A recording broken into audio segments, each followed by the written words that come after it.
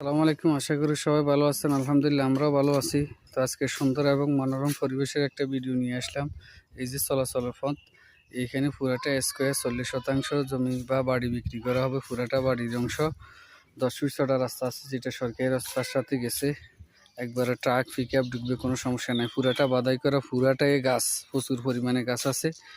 তো যারা নেবেন যোগাযোগ করুন আমাদের স্ক্রিনে দেওয়া নাম্বারে। ঠিকানাটা নোয়াখালী জেলা কবিরহাট উপজেলা 3 নং দানসিডি ইউনিয়ন নলুয়া গ্রাম। এই যে পুরাটা স্কোয়ার দেখেন, একবারে যেখানে ফাট পর্যন্ত পুকুরের এবারে একবারে পুরাটা এক স্কোয়ার।